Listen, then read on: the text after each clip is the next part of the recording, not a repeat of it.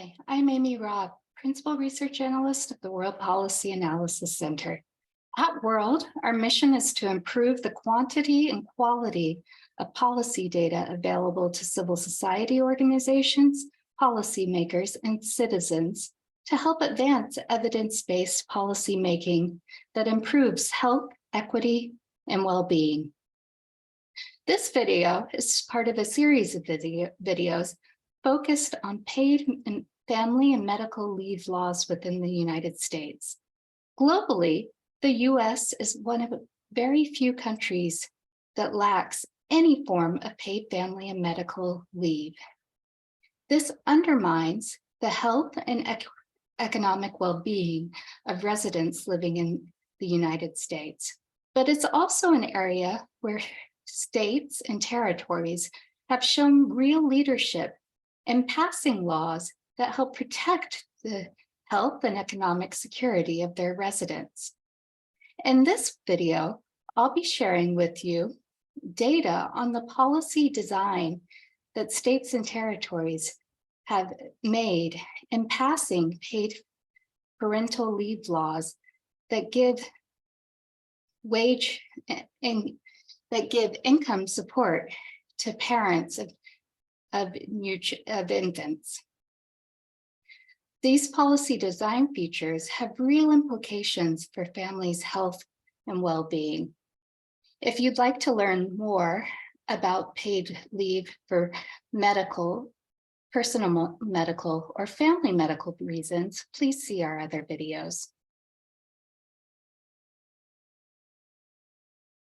Paid parental leave matters for the health of the person giving birth, helping to support health during pregnancy, as well as physical recovery after birth. It also matters to infant health, helping to establish bonding and caregiving during those early days of round-the-clock care, as well as helping to establish breastfeeding, which is an essential health intervention during early days. It also matters for economic opportunities, providing essential income support, as well as helping to provide job protection and job retention so that career opportunities can continue to advance for caregivers.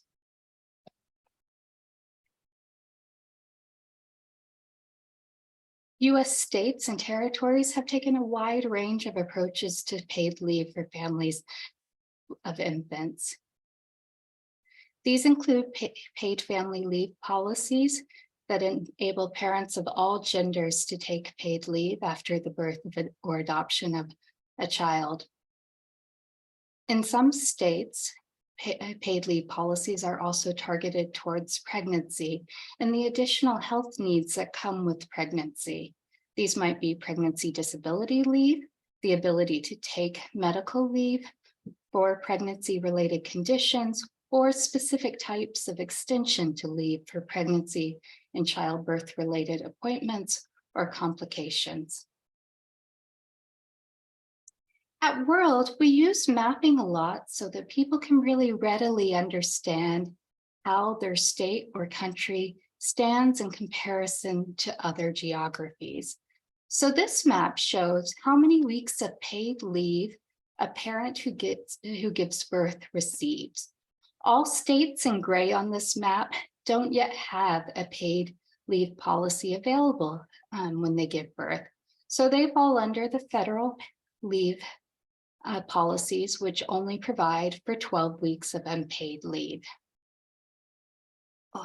The state and territory in orange, that's Hawaii and Puerto Rico, only provides 6 to 8 weeks of paid leave, which is less than the amount of unpaid leave covered under federal FMLA. Certainly payment is a step forward, but 12 weeks really isn't long enough to recover from childbirth. And it's also much shorter than many countries globally.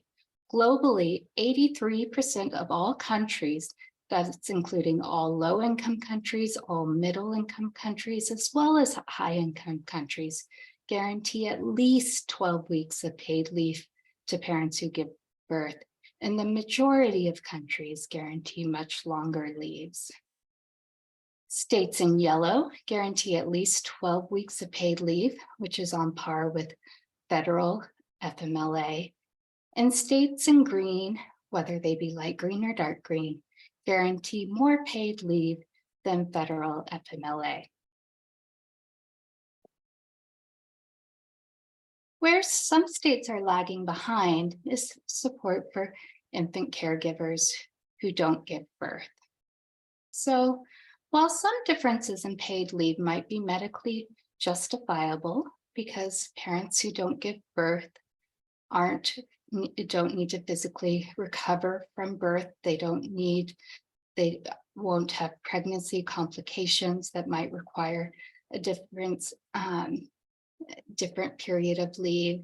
Disparities in access can also create other forms of inequalities. So one, they can create inequalities between birth and adoptive families because adoptive families need time to bond with infants as well. They need time to provide that early caregiving that really matters during infancy to meeting those round-the-clock care needs. It can also perpetuate gender inequities in caregiving that matter to gender inequalities at work. Since the majority of people giving birth are women, if we continue to assume that the majority of caregivers and place the majority of care roles on women, we may continue to perpetuate these stereotypes that caregiving is predominantly done by women, which will perpetuate gender inequality at work.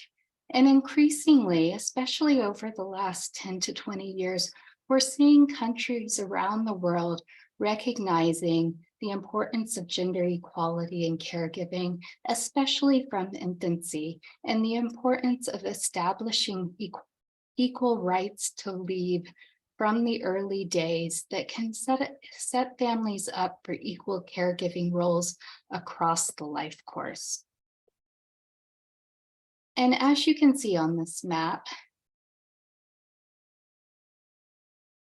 there is some gender inequality for caregiving embedded.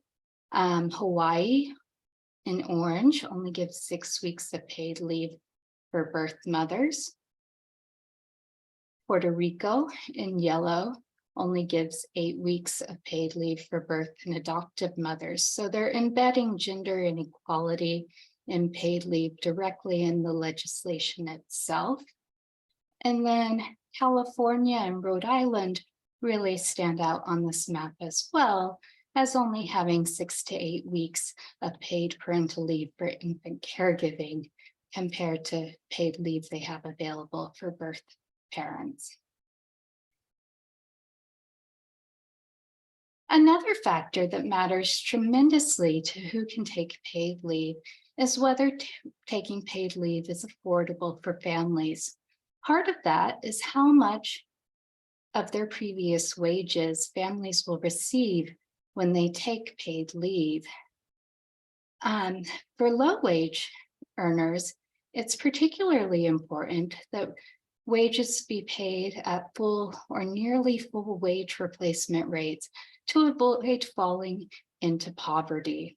So if you're already earning very low wages, unless you're receiving mostly near your wages, especially if you have no income to fall back on while you're on leave, or you're already living paycheck to paycheck, it's very important that you be in those green categories on this map of receiving 90 or 95 to 100% of your wages while on paid leave. And as you can see, there are quite a few states on this map that are paying 50 to 79% or only 80 to 85% of wages. And this may make leave taking unaffordable for lower wage earners. Another piece to consider is what the wage replacement rate looks like for workers earning the average weekly wage. In many states, there's a cap on the payment. So as the previous map showed, they may say they pay up to 95% of wages, but they'll pay up to 95% of wages up to a certain amount. So if you're earning more than that amount, you won't necessarily receive that. And once we take those into account, in many states, a worker earning average wages will receive a lower proportion of their regular earnings while on paid leave. So you see on this map, there are more states in yellow, and this is this 2/3 to 79% of wages level. And again, even for middle-class families, this loss of wages can be difficult without savings to fall back on. And especially when you think for families who maybe don't have particularly good health insurance, the very high cost of giving birth, those very large medical bills that they may be receiving that contribute to a loss of wages while on parental leave being very challenging for families. Eligibility criteria can also create structural inequalities when accessing paid leave. So I know at times these eligibility criteria can seem like very in the weeds, very policy wonkish details, but they matter tremendously to who can take leave and who can't. When we first looked at federal unpaid leave,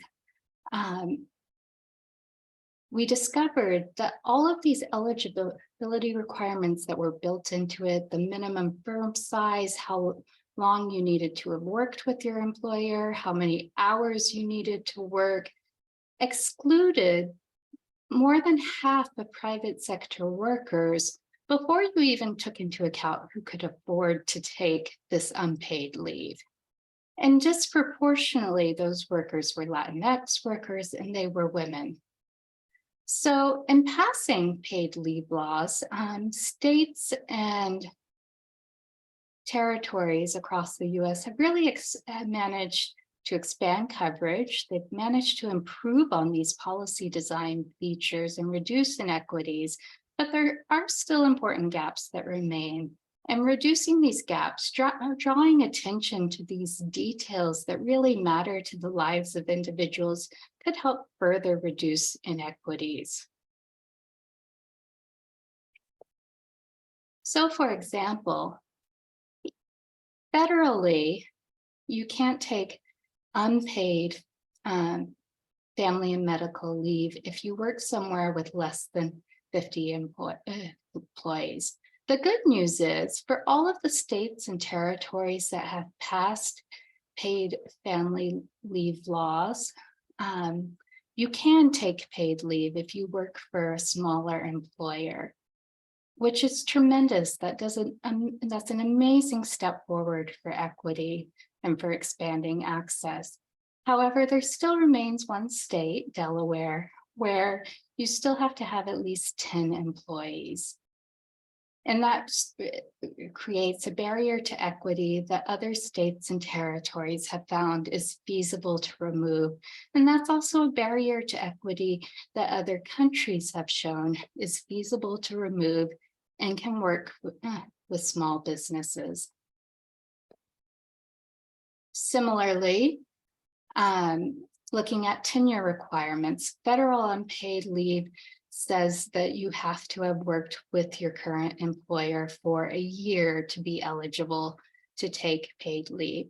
So if you're a birthing parent, you aren't even eligible for paid leave if you become pregnant 2 months after you started a new job. Here you can see all of the states and territories have improved on unpaid FMLA, except for, again, Delaware, where you have to have at least 52 weeks of tenure. And again, New York requires 26 weeks of tenure. All other states, though, have removed these tenure requirements that really create substantial barriers to equity.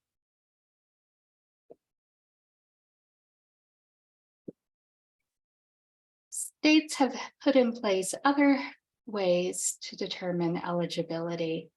So one way they do it is hours worked per week or minimum earnings requirements. We've put these two maps together on the slide because in many states, these are kind of an either.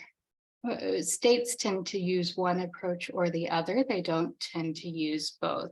For example, California doesn't require a minimum number of hours worked.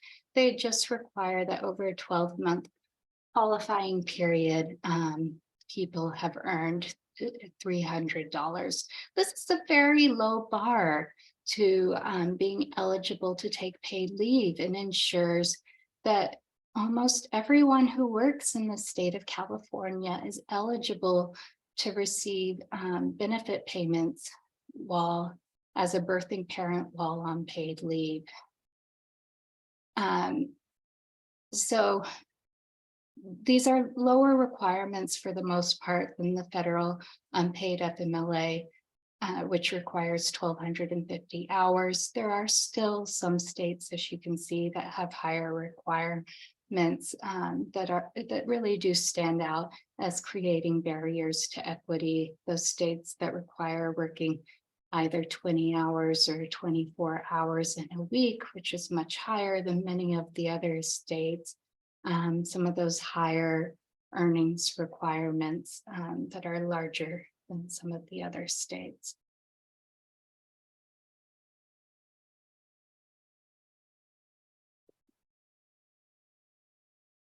Critical to ensuring people can take leave is not only ensuring they're eligible for leave and they can afford to take leave, but also that they have job protection while on leave. Because without job protection, people may decide that it's not worth it to take leave if they don't have a job to return to after they're done, because the economic cost of losing your job while taking leave is tremendous.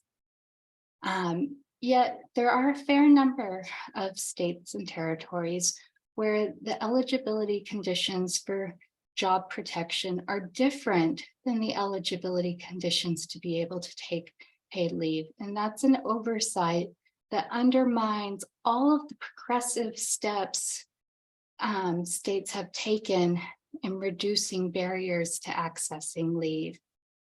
So this graph shows the percentage of workers who are eligible to take paid leave for infant caregiving.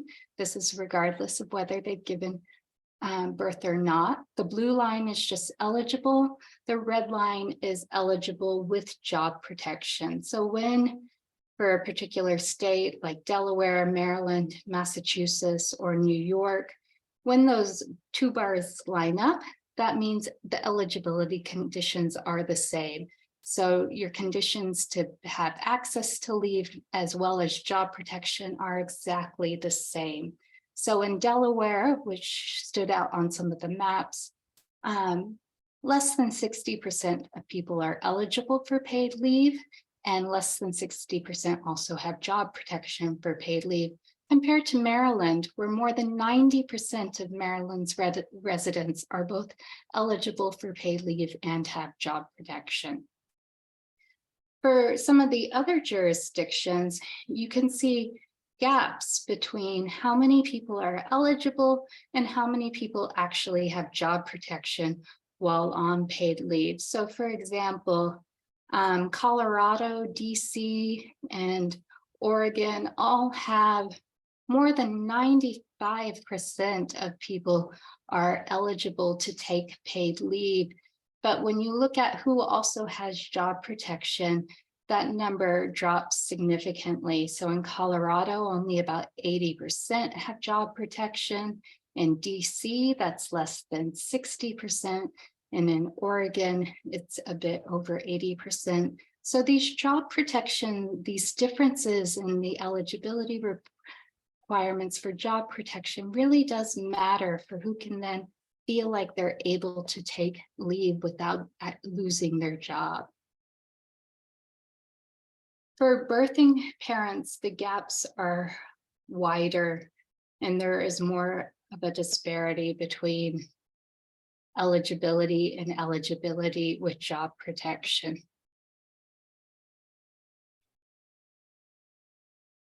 I hope this presentation has given you a brief sense of the real leadership that U.S. jurisdictions have shown in taking the important step of passing paid leave. All of these states and territories have really improved on national policy design in important ways that matter to American families, but there are more barriers that can be removed that will further improve health and economic security for residents and reduce inequities. I encourage you to visit our website, worldpolicycenter.org. There you can download the data, download the maps, read more about the findings in the policy briefs. And if you're interested in finding out more or working on an advocacy campaign within your state, please do contact us. We are eager to work with civil society organizations and policy makers seeking to advance evidence-based policy reform. Thank you.